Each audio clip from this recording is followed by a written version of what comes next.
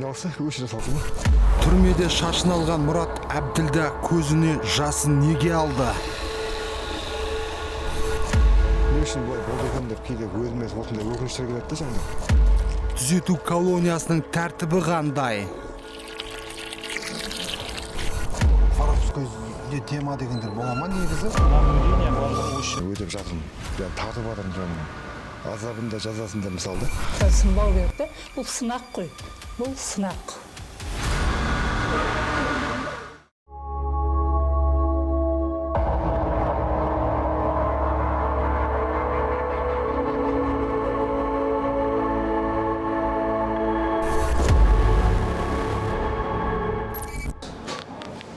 Тұрыңыз ана. Ол басыңыз арға бұрып, қимылдана тұрыңыз. Рентген аппарат жүреді.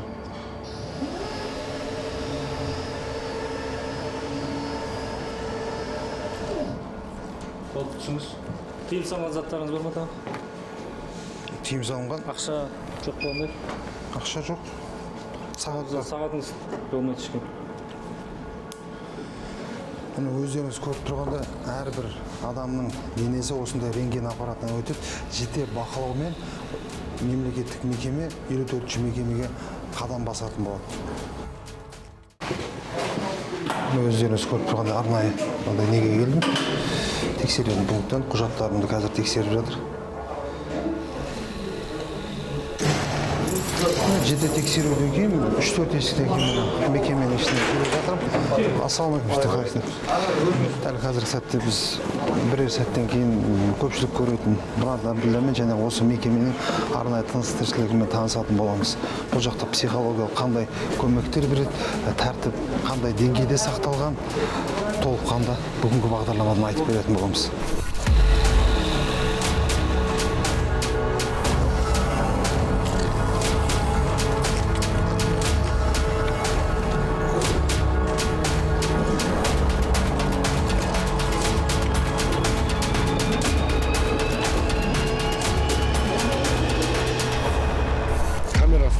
Уже баяғы ұмып қалды ғой.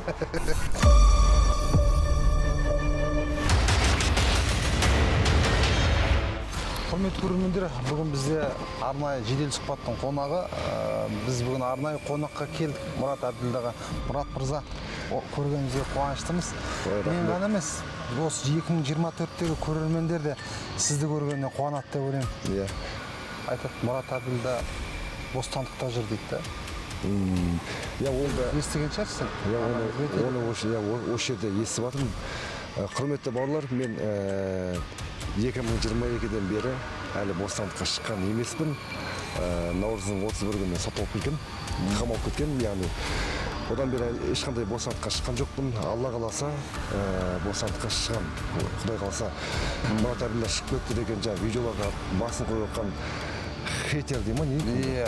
Сондай хайперлерге айтатыным, хайпты шыққаннан кейін бірге қуамыз. Дұрыс. Мен аман есен шығып алайын, құдай қаласа. Бірақ ешқандай шыққан түгім жоқ. Әлі осы жазамды өтеудем. Түскен кезде енді кез келген адам оңай болмайды деп ойлаймын. Психологтар қалай жұмыс жасады сізге?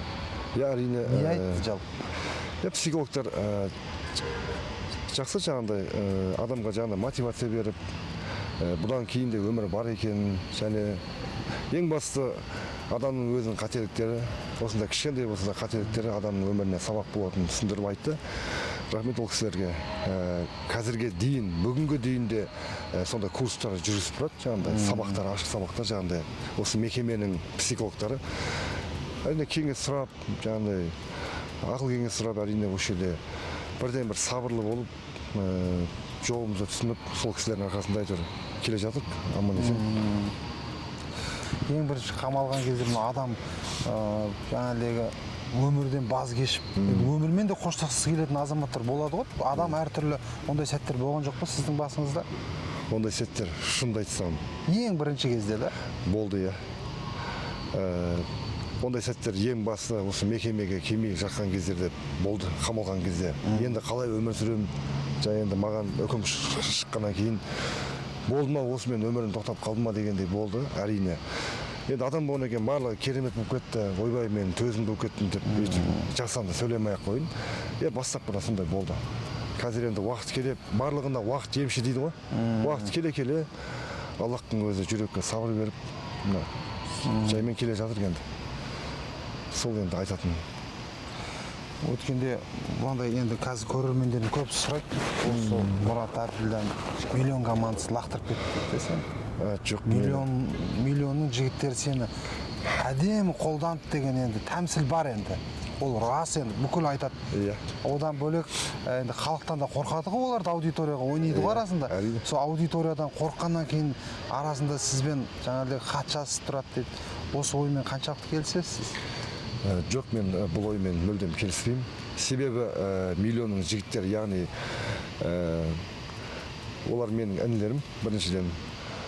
Алла разы болсын, оны атап айтсам ішіндегі Мансар, Орынған Мансар деген жігітті бүкіл Жезуға фильмінен барлығы таниды. Ол менің өзім інім, Ерболат, Қанат, Мақсат дегендер бауырларым. Әрине олар менен ешқандай да қол үзген емес. Осы жерге Мансардың өзімен іздеп келген болатын. Былтыр 1 жыл бұрын. Қазірде мен отбасылық араласам, яғни анаммен хабарласып, қолдан келгенше көмегін аямай жүрген азаматтардың бірі. Ол енді Аллах қуа ғой енді. Сол енді тек Құдай біледі дейсіз ғой, иә. Бірақ көрермендер енді айтатынын, енді білмеймін ғой, көрермендер енді кезінде өзімізде сөйттік қой. Ар жақта отырып айта беру ол қолдан келеді ғой бәрі. Бірақ олай ойламаңыздар, миллион командасы өзінің бауырларым, олар менен үміт үзген емес, қол үзген емес. Алла разы болсын ол жігіттерге. Құдайға байланысты көзқарасыңыз қандай? Аллаға көзқарасым әрине өте жоғары. Себебі барлығы бір осы өмірдің өзі Аллахтың қалауымен тұр ғой. Егер Аллах бұл өмірді қаламаса, біз бұлай жүрмес едік. Тағдыр дегенге сенесіз ба негізі? Жоқ, әлде өзіміз қолдан істеп аламыз мысалы? Тағдыр деген дәл осы жерге келу сіздің тағдырыңызға жазылды ма? Тағдыр деген ешқашан жазылмайды. Адамның өзі қолдан істейді. Кез келген уақытта, кез келген тағдырда істейсің. Кез келген ситуацияны, мысалы осындай түрме болсын, өлім болсын, адамның біреуді өлтіру немесе өзінің өліммен аяқталу, ажалы өзінен да. Барлық жерде бұл маңдайға жазылмайды, адамның өз қолында. Осы жерге келуіміздің себебі ел біледі ғой, халық біледі, оны халықтан жасырып. Ол видеоларды көрген кезінде мен әрине кешірім сұраймын. Енді періште емеспін ғой. Көктен түсіп кетіп бір ақыл болып кеткен жоқпын басында. Ақымақ болдым, мүмкін танымалдық көтере алмаған жарым басында. Бәрі Мұрат Әбділда деп мерейімді көтеріп, шашбауымды көтеріп, қолдап, тойларына шақырып, көп қойын айта берсем. Соны көтере алмай енді артық сөйлеп қойғаным бар. Әрине соның жазасын қазір дәл осы уақыттарда мен соның жазасын өтеп жатырмын. Yani тартып жатырмын соның азабында, жазасында мысалда. Бостандық деген құны қанша екен? Сіз өзіңіз ойланып көрдіңіз бе? Бостандықтың құнын ешқандай ақшаға немесе басқаға сатып ала алмайды екен. Ол Аллахтың бір керемет бір сондай нығметі ғой бостандықта. Сондықтан бауырларымызға айтатыным, әрқашанда сол бостандықтағы әр күндеріңізді бағалай біліңіздер. Иә. Анаңызбен, жалпы сіздің ауылыңыздың аты Бостандық, қателеспесем? Бостандық. Бостандық сізді күтеді.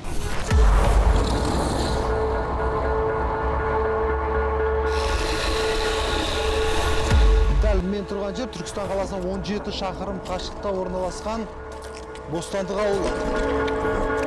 Мұрат Әбділданың қазіргі мақсаты дәл осы ауылға аман есен келу. Бұл жерде Мұраттың ауылдастарымен қатар ақ жаулықты анасы да тұрады.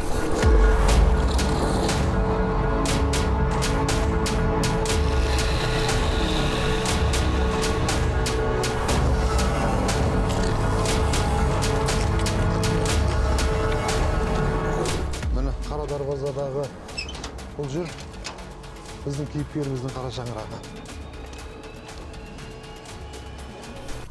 2000 жылға өзім қатып қою керек қой.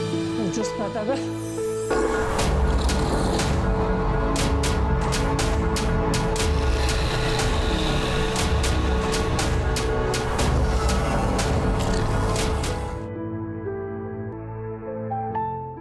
Мұраттың жақын осыдан бір осы сотталатын алдында мені апарып кафеге апарып, жақсы шуба әперіп, бірден комплект әперіп, мені қатты қуандырды да ол.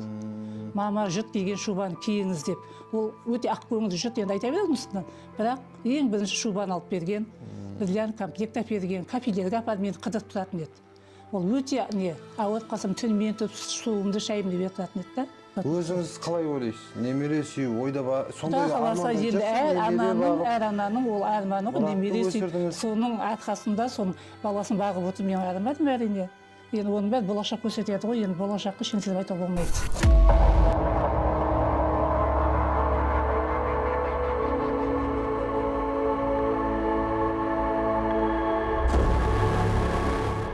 Өткенде мен ауылыңызға бардым арнайы сонымен. Енді қанша деген Мұрат, мынандай нәрсені түсіндім да. Сен қазір енді осындай жағдайға түстің ғой енді. Оған кінәлі де, ол мәселені шешетін де өзің, дұрыс па? Өзіңнен басқа, анаңнан басқа жан ашитын адам жоқ. Анамнан басқа шырылдап қазір осы уақытқа дейін енді шыны керек. Енді мен барлығы деп айтпаймын, бірақ негізі махаббат, анау-мынау дегендер негізі шын өмірде сізге айтатыным осы жерде көріп жатырмын. Адам көріп жатырмын оғанда, енді Аллаға шүкір адамдармен танысып жатырмын. Бұрын соңды мысалы енді босанта жүргенде бүйтіп адамдармен жүздесіп көрмегенмін мынандай жерде ше, қамауда. Сонда көбісінің әйелі тастап кетеді, болмайтын мысалы күйеулерінің бір болмайтын бір жаза мерзіміне бола, бір 2 жылға бола, 1 жылға бола шыдай алмай тастап кетіп жатқан, бірақ ана деген, әке деген адамды ешқашан тастамайды екен, мен соған көзім жетті. Әсіресе ана енді құрсағында 9 ай көтеріп, қандай жаңағыдай ұлы немесе қызы жаман жолда жүрсе де менің қызым ондай емес, менің балам бұндай емес деп шырылдап, осы анам ғой, осы уақытқа дейін кеп. Бәріміздің анамыз. Барлығымыздың анамыз әйтеуір шырылдайды екен ғой, соған көзім жетті менің. Осындай жерде көзім жетті да. Мына негізі осы мекемеде жүргенде сіздің жүрегіңізде қалып кеткен бір кейіпкер бар ма? Бір оқиға естіген кезде таңғалып, бұндай да болады екен ғой деп. Айтып отырсыз ғой, 2 жылда үйленіп кетті деп, сондай сияқты жағдаймен жаңағыдегі өмірінде бір сондай ситуациямен мысалы біреумен қызықтырып, естідік тартып, байқамай жаңа адасып түсті ма, или там біреуді сондай бір сіз білетін кейіпкер бар ма? Таң қалған өзіңіз көріп. Ондай кейіпкер бар. Әрине, есімін айтпай-ақ қойын. Есімін айтпай-ақ қойын. Бірақ ондай кейіпкерлер негізі бар болғанда да көп та. Көбінесе енді мен жаңағында елге танымал Мұрат Әбділда болған соң, мен осы жердегі кейінгі келіп жатқан, қамауға кейін түсіп жатқан барлық адам деріп мені қызып көріп менімен сөйлескісі келеді да. Енді басқа адамдармен амандасқанмен, о мәке, қалайсыз, амансыз ба, жағдайыңыз сізді осы жақта деп менен жүріп алады да. Өздері қамалып келіп, сол жаңағындай сұрап, уақыт келе 1-2 күн танысқаннан кейін інілеріміздің көбісі оқиғасын айта бастайды, өмірін айтады. Көбісінің жаңағындай оқиғаларымен, өмірмен пара-пар осы жерде көп кездестім. Болмайтын, болмашы жазаға жаңағындай қарындастарымыз дейін ба, енді әпкелеріміз ба, тастап кетіп жатады отбасын, жаңағындай шеттей бала-шағасымен күйеуінде енді. 1-2 жыл күтсе, ода тұрған ештеңе жоқ. Кейбір қарындастарымыз, әпкелеріміздер жаңағындай өмір бойы сотталып кеткен асыл күйеуінде мысалы күтіп отқан мені әйелдерді естігем да, бұған дейін де. Осы жерде естіп жатырмын мысалы енді. Ондай аналарымыз бар ғой, қазақта әлі. Шыққаннан кейін не істеймін деген ой бар. Құдай қаласа аман есен. Әйтеуір Құдай қаласа өзі уақытта жақындап қалды ғой енді. Алла қаласа. Уақыттың зымырап өте береді. Былтыр дәл осы уақытта келіп едік, міне биыл тағы да дәл осы уақытта жолығып тұрып. Осы шыққаннан кейін енді неде жатқан кезде жаңағыдай кереуетінде жатқан кезде, ертең шыққан кезде бүйтемін, сөйтемін деген бір ойлар бар ма? Жалпы Алла қаласа менің енді Аллахтың несі ғой, қалауымен ғой. Бірақ менің өзім үмітті шайтан дейді. Адам алдына мақсат қоймаған, арман қоймаған адам, бұл меніңше үміті өшкен адам да. Ондай үмітім өшкен адам емес, мен біріншіден осы жерде, осы мекемеде сотталдым екен, қамалдым екен деп енді үйтіп қайғырып жаңағындай өз-өзімді жемей, керісінше Аллахтың бұл да бір енді өзіме берген сабырлы ғой деп осыны пайдалана отыра бостандықта шығармаған әндерімді мен осы жерде шығардым. Шыны керек, бостандықтан менің енді оны айтпай ақ қойын. Енді жаңағыдай Қыдырыстан ары берден қолым босаған жоқ менің.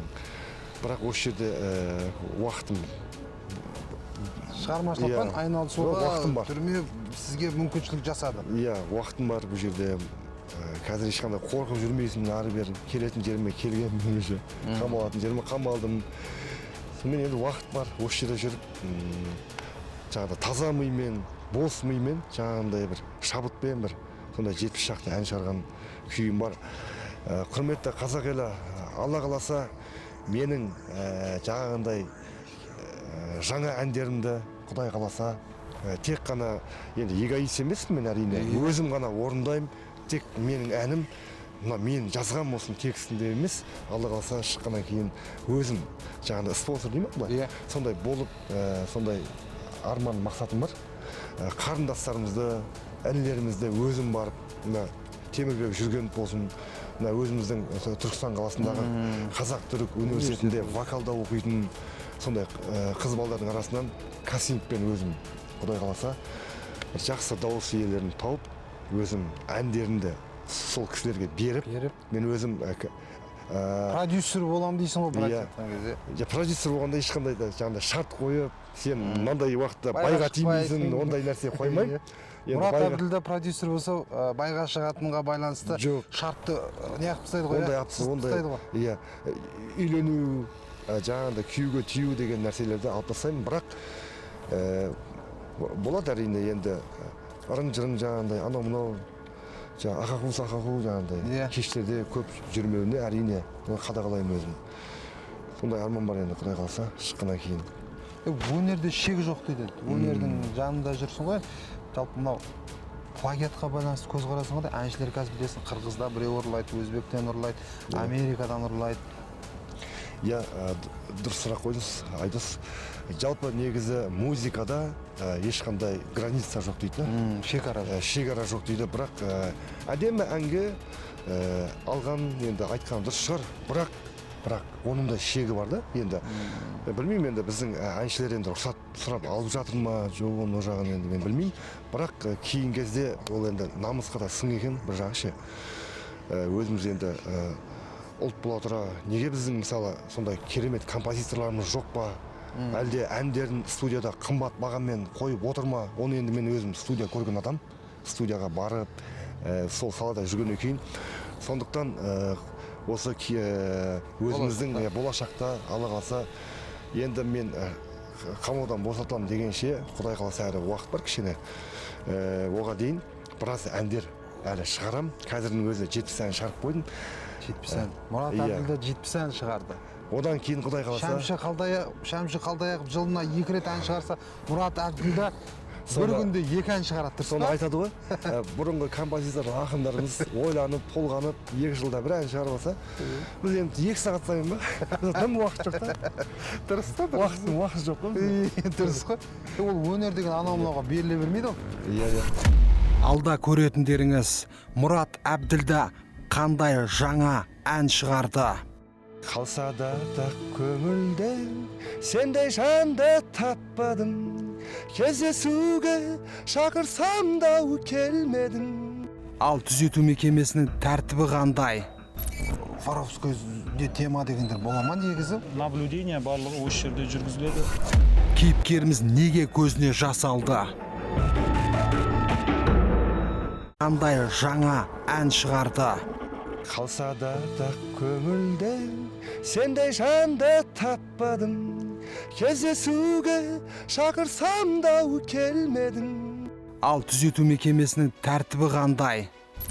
Воровскойде тема дегендер бола ма негізі? Наблюдение барлығы осы жерде жүргізіледі. Кейіпкеріміз неге көзіне жас алды? Біз неге пенделер бір-бірімізді кешірмейміз мысалы?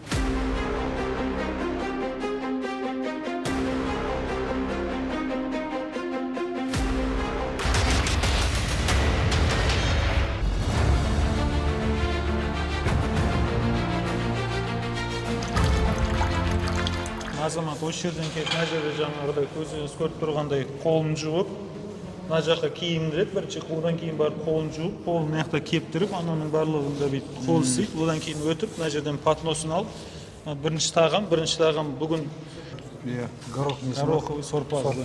Бұл ужин болғаннан кейін бір тамақ, мына жерде шай ғой, шай дайындап жатыр. Қазір сотталған азаматтар осында келіп, жаңағыдай мына жерде өздеріңіз көріп тұрғаныңыздай мекеменің асханасы, барлық өздерінің патностарымен отырады. 4-4-дің әр столда 8 адамнан отырады. Тамақтарын ішіп болғаннан кейін арнайы бұйрықпен, саппен келіп, мұнда ыдыстарын жаңағыдай кір ыдыстарын өткізіп, ары қарай сыртқа сапқа тұрып, күн тәртібіне байланысты іс-шараларды атқара береміз. Қанша уақыт береді негізі тамақтануға? Белгілі бір уақыт бар ма? Тамақтануда жалпы жаңағыдай 800 адам жобамен 1 сағат 20 минут уақытында тамақ ішіпті, толық. Он күнде мезгілде таңғы ас, түскі ас и кешкі ас. Үйдегілер уайымдамай ма? Мысалы, Түсінеді, ол жұмысымызды 17 жыл болғаннан кейін уже барлығы түсінеді.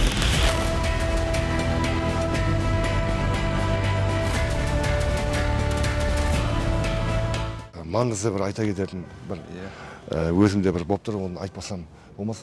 Енді Алла қаласа, менің өткенде қыркүйек айында берген сұхбатымда сол жерде менің жаңағында барлық әлеуметтік желіде мынандай нәрсе болып жатыр да, Мұрат Әбділда қыркүйек айында шығады деген. Жоқ, мен шілде айында берген сұхбатымда қыркүйек айында менің жазамның 3-тен 1 бөлігі келеді деп айтқан болатындығым. Бірақ өкінішке орай мен айта кетейін, соған байланысты мен сотқа жазамның 3-тен 1 бөлігін өтеп жазып, мен сот маған отказ берді. Мен ешқандай осы мекемеде жүргенде ешқандай бір нарушение, тәртіп бұзған жоқпын. Менде 3 марапаттау мекеме берген, 2 стипендия дейді ғой жаңағыдай. 10 қылық мінезімен айқындалды мінезім, 3 марапаттау берген, 3 грамотымен не алған мен мекеменің ішкі тәртіптеріне бағынам. Әрине өзімнің іс-әрекеттеріме де өкініш білдіріп, сотқа жазған, өкінішке орай сотқа жазған қолдау хатымды менің қанағаттандырғысыз қалдырды да. Бар ма өзіңізде қолдау хатыңыз қазір? Қолдау хаттан жаңағындай отказ дейді ғой жаңағындай. Сол қағаз бар менде әрине. Енді Алла қаласа, мына көктем айында келетін сотыма мені жаңағындай мүмкіндігінше менің осы жердегі тәртібімді және ішкі менің қатемді түсінгенімді елеп ескеріп, осы құрметті сот мырзалар және прокурор мырзалар мені елеп ескеріп, мені қамаудан босатса екен деп бірден бір сұрағым бар, сұранам. Министр мүмкін, ішкі істер министрі, бас прокурор, жоғарғы сот дәл осы бағдарламаны көріп қалар. Сіздің айтқан сөзіңізді жүрегіне қабылдар. Әрине енді қателеспейтін пенде жоқ қой енді. Бәрімізде пендешілікпен қате жібердік.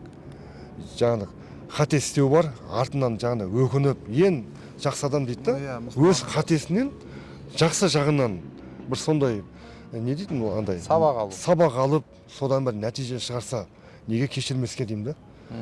Аллах тағаланың өзі де күнәһар пенделердің мәңгі бақи тозақ қылмайды ғой. Оның да бір уақытта бір межелі несі бар. Ешкім сен мәңгі бақи тозақ йсің болды деп ешқандай Аллахтың өзі кешіреді. Аллах кешіргенде біз неге пенделер бір-бірімізді кешірмейміз мысалы. Сондықтан мен құрметті сот және прокурорымыздардан осында өтініш ретінде сұраймын, келесі сотымда менің осының барлығын елеп ескерсе екен деп, тәртібімді, осы жердегі мекемеде жүрген барлық іс-шараға қатысқанды мен елеп ескерсе екен деп үлкен өтінішім бар. Дұрыс, өте дұрыс айтасыз. Сізбен енді Құдай қаласа, Алла қаласа жақсы заңгерлер жұмыс істейді, арнайы келеді. Бұған дейін білеміз, анаңыз қанша заңгерге шашылғанын да білеміз, қанша адвокат жалдағанын да білеміз. Өткенде анаңызбен де сөйлестік, енді айттық, ешкімге еш нәрсе бермеңіз, ешкімнен еш нәрсе амаңыз. Дәл осы орайда заңгер келеді, осы жерде сізбен арнайы жаңағыдегі жұмыс жасайды бірге. Сотқа да арызын тастайды. Осы уақытқа қанша қорғаушы келді? Мен осы қамалғанға дейін 3 қорғаушым болды. Иә, 3 қорғаушы болды. Атын айтып түсінсем ақ қойын, бірақ 3 қорғаушы болды енді. Білмеймін енді ол кісілер әрине жұмыс жасады ма, жасамады ма, мен ол жағынан да хабарым жоқ негізі. Ол басқа ештеңе де айта алмаймын енді, ондай нәрсе. Бірақ келіп тұрды ма, келіп жалпы қандай әрекеттер жасады бұл кісілер? Келіп енді осы жердегі менің мән жайымен, істің мән жайымен танысты.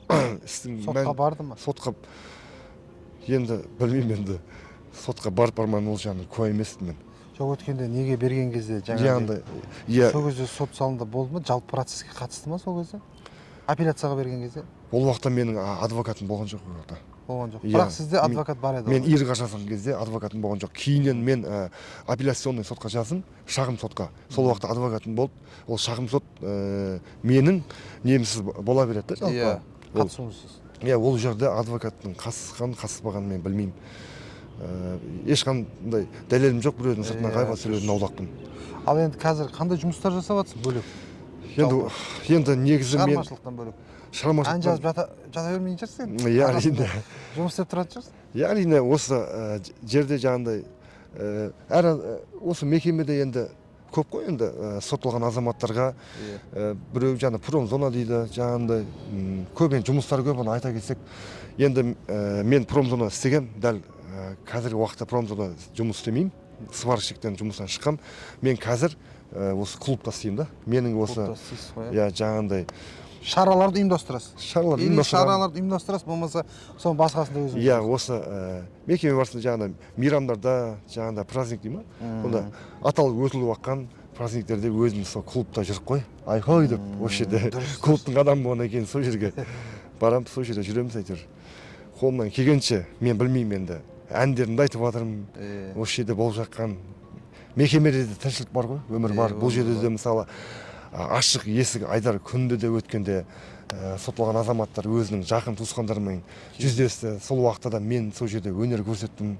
Осы мекеме атынан әрине. Осы жаңа өнер саласындамын ғой, осы жерде де. Сол бостандықта қалай жүрсем, осы жерде де сондай өнер саласындамын. Менің қолымнан келетін сол енді. Мекеме қызметкерлеріне байланысты айтшы. Жалпы қинап, деғалатын кездер бар ма? Ондай нәрсе жоқ. Өйткені біріншіден көбінесе кино көргенде біреулер айтады да қинап атады жаңағыдай.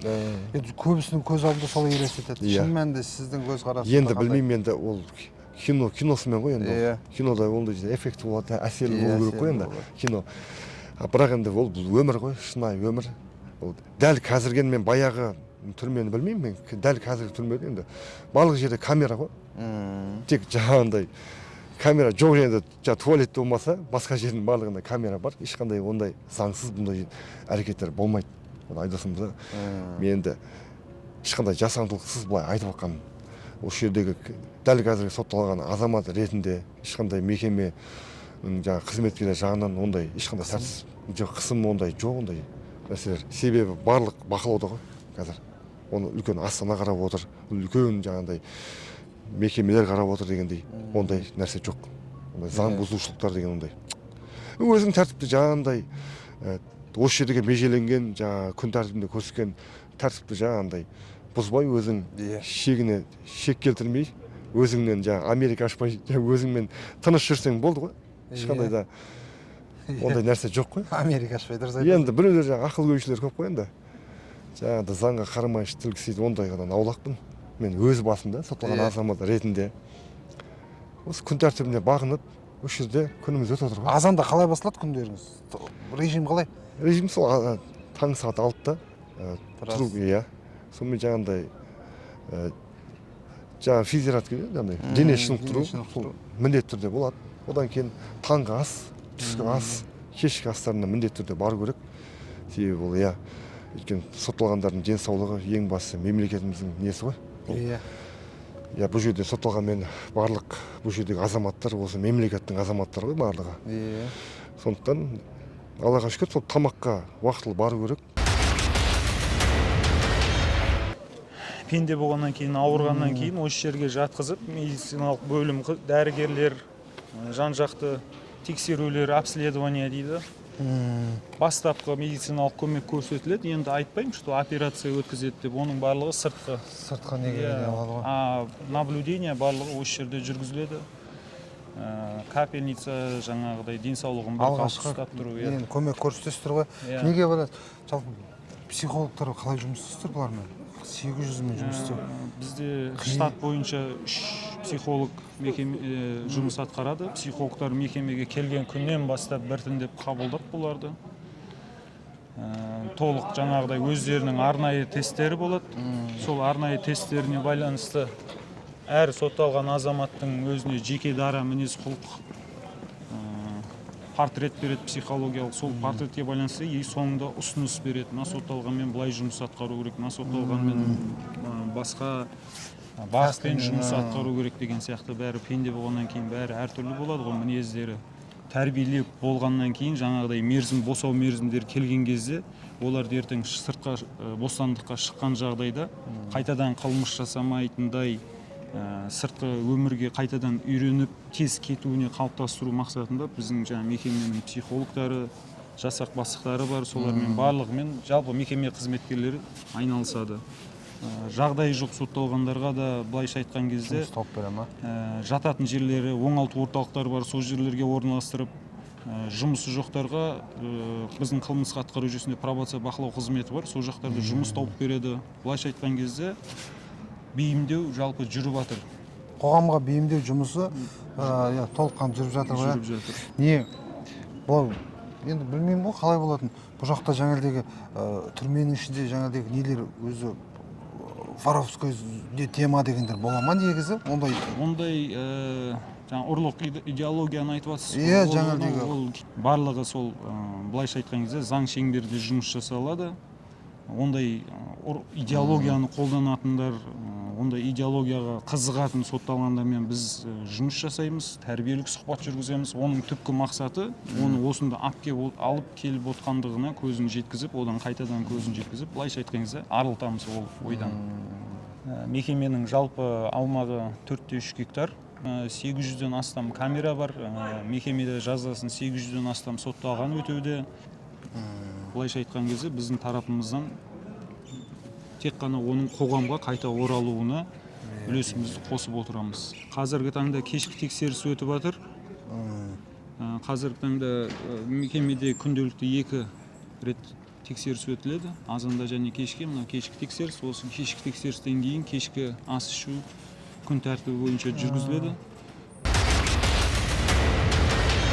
2024-ке бір тілек айтыңызшы.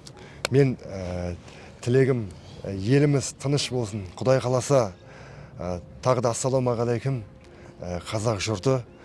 Алла қаласа келе жатқан 2024 берекесі мен мерекесін алып келсін. Еліміз тыныш болсын. Еліміз бірлікте, ынтымақта болайық, құрметті бауырлар.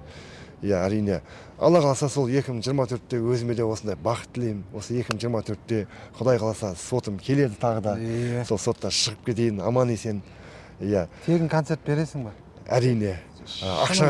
Шынымды айтатын, ақшаға байланып қалған ештеңем жоқ. Мен негізі ақша қуалаған адам емеспін. Айдос, өмірде де айтайын, ақша қуалаған адам емеспін. Андай жаңағында айтады ғой маған, мен тойыма келесің ба, үйтесің ба, сен ертең танымай кететін жарсың деп. Мен өте қарапайым адам. Себебі мен жалғыз өскен адам, мен ондай бір жаңағындай былшылдап бір байлықтың арасында өсіп, бір сондай бір ондай нәрсе емес. Мен өзім еңбегіммен жеткен адаммын. Осы жаңағындай әндерімді болсын, бейне баяндарымды халық көрген ғой. Мысалы 22 әнім бар, 2 бейне баяным бар. Оның барлығына өзімнің еңбегіммен жеткем. Сондықтан әрқашанда жалқау болмаңыздар, құрметті бауырлар, еңбек етіңіздер. Аллах тағалам барлық пенделеріне бір сондай бір-біріне ұқсатпайтын бір талант береді. Сол таланттарыңызды мойындап, соны ойланып, менде қандай талант бар, соны барлық адам блогер болып кетіп, немесе әнші болып, актер болып кету емес қой. Не бір жаңағындай ғалым болып кету, біреу жаңағындай стройкіден керемет мысалы қол шебер болады, мен істей алмайтын нәрсемді біреу мысалы құмсылақ істейді, евроремонт істейді деген сияқты. Әр адам өзінің бойындағы Аллах берген талантын аша білсе, ол өзінің ғұмырына жететін байлық, табыс деп мен білемін да. Ал өзіміздің енді сол халықтың алдында ән айту ақақу сақау ғой енді. Жаңағындай. Неге ән айтып ақақу сақақу? Негізі енді тойдың ішінде дегендей ғой енді айтып отқаным. Енді ол да енді Аллахтың көп адамға бере бермейтін нәрсесі ғой. Бұл ақын, композитор болу, әнші болу, халықтың алдында күлдіре білу, халықтың алдында ән айта білу, оның екінің біріне. Оны мысалы қазір мына жерге 1000 адам жиналып, алдына шықсаң аяқ қолың дірілдеп кетеді мысалы. Ал оны шығып ән айтудың өзі бір сондай батылдық, батырлық деп білемін мен. Сол осы жаңа жылда жаңа табысқа жете берейік, Алла қаласа. Айдос мырза, мені қамалған екен демей, мені елеп ескеріп, осы жерде келгеніңізге үлкен сізге рахмет. Сізге де рахмет. Аналарымыз аман болсын. Рахмет сізге. Өзім анама да сәлем жолдаймын. Анам менің, аман болыңыз. Құдай қаласа, кішкене көңіл басып кетті. Бұл босата бер. Ешқандай не жоқ қой бауырым. Иә. Ана дегенде бәріміздің көңіліміз босайды. Ана деп қалдым ғой енді.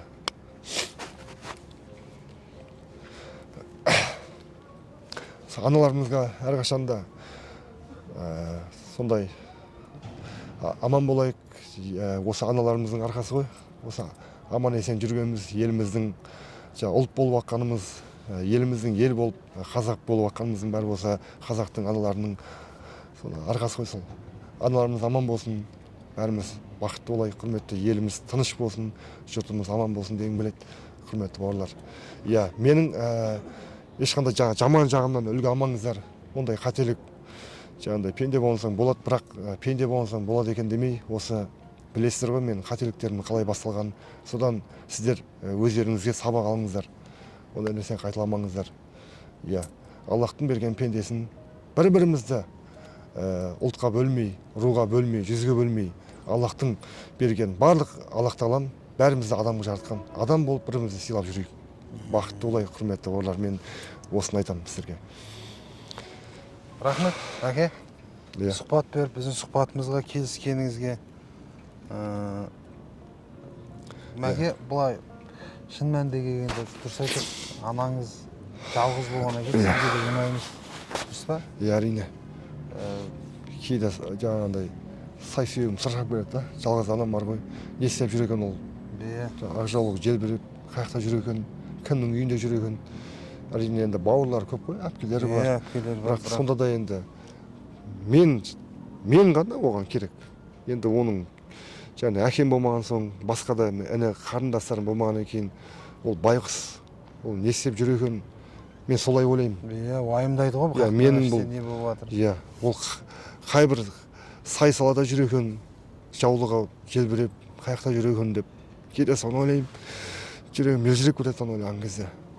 Шынымды айтамын. Әттеген-ай, не үшін бұлай болды екен деп кейде өзіме осындай өкініштер келеді да жаңағыдай. Иә, анамыз ешқайсымыз көңіліне қаяу түсіргіміз келмейді ғой енді. Сынақ шығар мүмкін болды. Иә. Аман болсын анаңыз, Құдай қаласа. Анаңызбен қауышыңыз. Анаңызға Құдай қаласа қуантып, келін алып кеп, немере сыйлайтын сондай рахмет айтқаныңызға. Күннің куәгері болайық, мәке. Деніміз сау болсын. Жігіт өлмесін, бәле көрмесін дейді. Бауырым, ауырмады ешқашан. Мұрат Әбділда 70 ән шығарды. Одан кейін Құдай қаласа. Шәмші Қалдаяқов жылына 2 рет ән шығарса, Мұрат Әбділда бір күнде 2 ән шығарады. Соны айтады ғой. Бұрынғы композитор ақындарымыз ойланып, толғанып, 2 жылда бір ән шығарып алса, біз енді 2 сағат сайын ба? Тым уақыт жоқ та. Дұрыс па? Уақыт жоқ қой. Дұрыс қой. Ол өнер деген анау-мынауға беріле бермейді ол. Иә. Солай да. 1-2 әнді орындасақ көрейік. Енді бір осы шығарған әндерім ішінде қазір өзіммен бірге алып келген жоқпын енді блокнотым іште. Бірақ есіме түскен соңғы әндерім бірі. Иә, біреуін айтып соңғы әндерім. Бұдан кейін соңғы емес қой енді. Кездесуге келмедім деген әнім бар. Соны қазір есіме түскенше. Бұлай қалай басталады еді? Қазір. Қоштасуға батпадым, махаббатты сақтадым. Қалса да көңілде сендей жанды таппадым. Кездесуге шақырсам да келмедің. Әлде мені өзіңе тең көрмедің. Сені сүйген жүрегіме сенбедің. Содан шығар уақытыңды бөлмедің. Менің қате ойым ба, шынымен бұл ойым ба? Нөмірімді өшіріп, хат жазудау қойдың ба? Кездесуге шақырсамдау келмедің. Сені сүйген жүрегіме сенбедің. Әлде мені өзің етін көрмедің. Содан шығар уақытыңды бөлмедің. Содан шығар уақытыңды бөлмедің. Керемет, ырзамын. Осыдан Сөзі енді. де, әні де барлығы. Мына әнің мен саған айтайын. Сен шығам деген хит болады мынау. Сен шықпай жатты мына әнің. Негізі дұрыстап айту керек негізі. Дауысым жетпей қалды.